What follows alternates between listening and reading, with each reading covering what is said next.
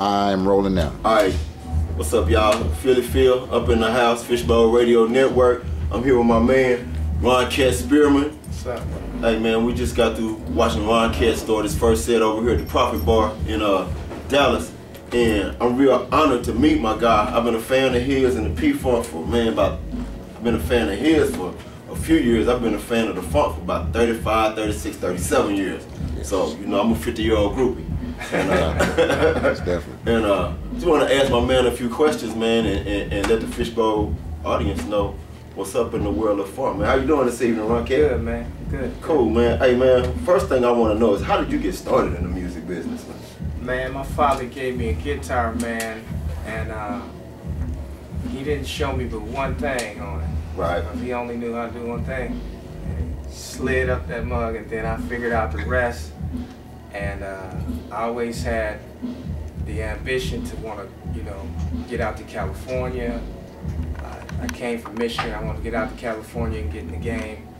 And I just started hanging out and meeting different people and stuff. And one day I met George Clinton. And I'm kind of skipping through the story. That's cool, man. I met George Clinton, and he asked me if I wanted to. I call him Dad now, but he came to my house and he asked me if I wanted to go out on the road with him. And at first I told him, no, man, I don't want to go, man, because I was making so much money and stuff, just like writing songs and stuff like that. And then they go on tour, then he come back, he said, man, you need to come on out here and go with us, you know. And so I said, cool. So one day I got on the bus, man, and I never got off for about like 11 years, you know, and it was the funkiest experience of my life. I mean, I learned so much from me and Scheider. Gary Scheider became instant friends. Me and Dad, George, became like instant friends. As soon as we met, we was like, it was cool.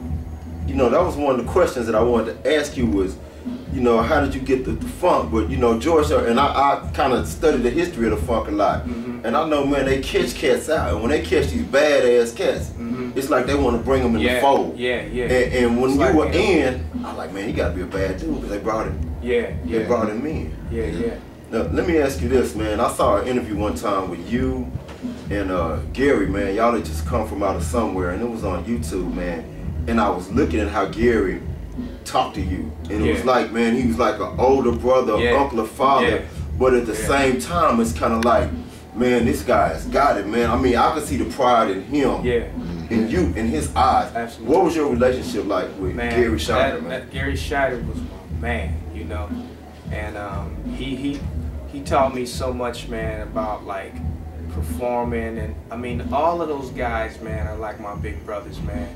Bootsy, Bernie, Benny, all of them. Name any one of them. It's just like the mob, man. We like family for real. I mean, you know, it can be dysfunctional at times, you know, like any other funky dysfunction. But I mean, me and him was really me and Scheider was really tight, man, because we spent a lot of time on the front line. And he would love it. He would love for me to be up there with him, you know, interacting with him and stuff. And it was truly an experience, man. I mean, he believed in me a lot, man. He encouraged me to do my thing, man. I learned, man. I mean, I never stop learning from them, man. Even if I play a record now, you know, I'm always discovering something new. You know? Right. And they was so magical, man. Me and him was, man, it was spiritual too, man. That relationship was deep, man.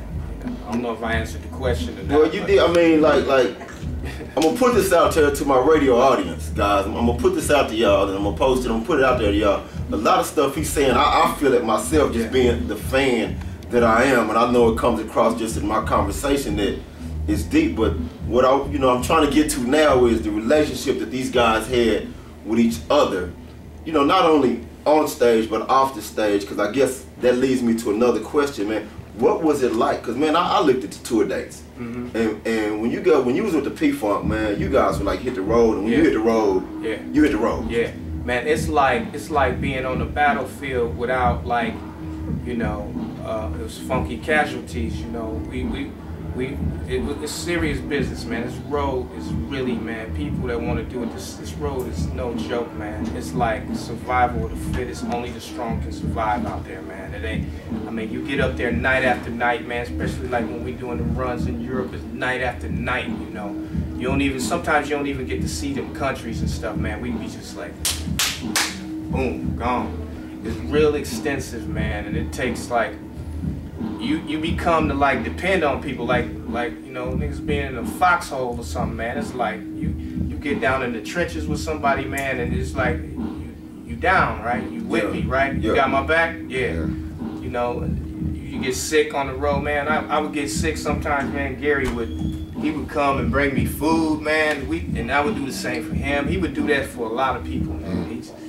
It's a deep family, man. That family is deep. You know, I was discussing that with my guy earlier that, man, being on the road is like no matter what, you got to do it. Yeah. And I've seen so many shows that you guys did that I could almost tell just by listening when you guys were rested and had a nice trip and when it was rough. Because, you know, the music was always the same. Yeah. But the vibe was different, man. How was it like on stage when it's been a really, say, a rough trip, a rough time, man, maybe something went on within the family, but you know, at 10 o'clock, the show has got to go on, man. How does that feel, man? I mean, you know, like when you fresh, you put it down fresh, you know, but like when you get after that long run, or, you know, some of the conditions, sometimes they ain't always like, you know, premium. Sometimes we get 5 stars, sometimes it might not be 5 stars, you know what I'm saying? It might be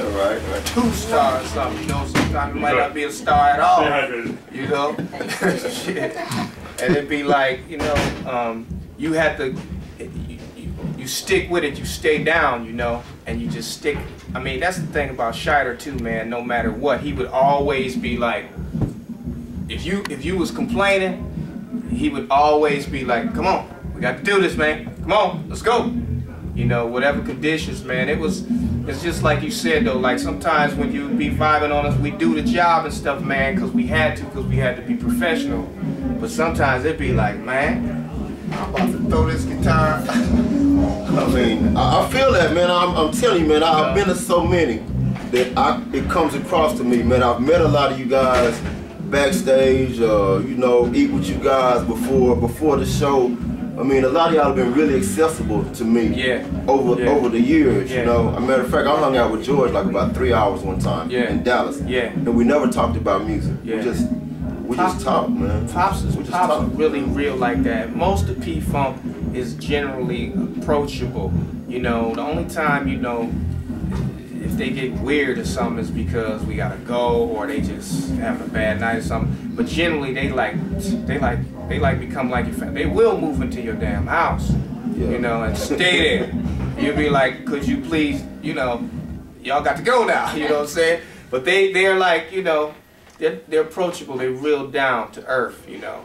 That's why, I mean, I think that's why the funk is the way it is because it gets in that area where it touches and moves you in that special place, you know. Yeah, man, we on, you know, my listeners, y'all know on Fishbowl, on FBRN, I always talk about, man, the funk. This is my feeling. This funk is a way of life. It is. It's not just the music. And you guys always hear me talk about love and about unity, about having each other's back, man. And RonKat is really putting it out there. So now you guys know I'm not lying to you because I told you on my show last night it's gonna come from the horse's mouth tonight.